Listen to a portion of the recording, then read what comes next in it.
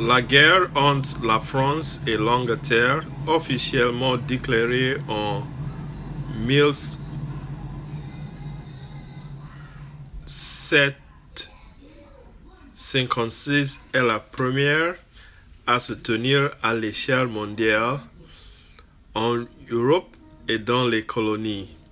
La colonisation de l'Amérique est marquée dès le début par la guerre intermittente entre les grandes puissances européennes. Plusieurs de ces affrontements sont gagnés par les soldats français et les miliciens canadiens grâce aux techniques de guerre qu'ils ont appris à maîtriser avec les Amérindiens. Lorsque la guerre de 7 ans est déclarée, la France renforce ses troupes militaires dirigées par le général Montcalm, mais l'armée britannique est beaucoup plus importante et elle est maintenant rompue au type de combat mené en Amérique.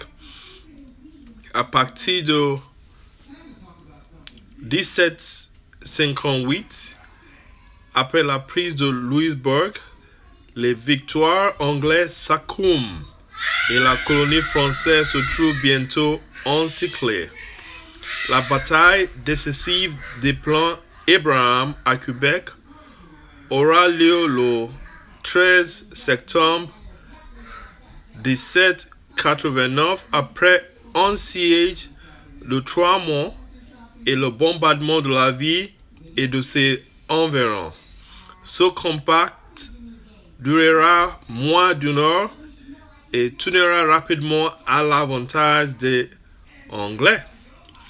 Fait étonnant, les généraux de deux côtés, Montcalm et Wolfe, sont tués pendant la bataille.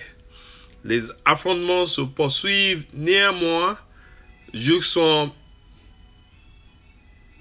1760, moment où les forces françaises capitulent.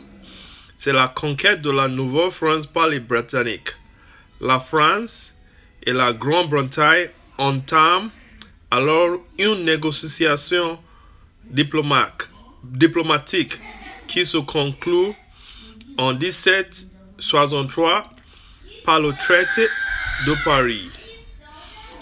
La France cède le Canada à Grande-Bretagne.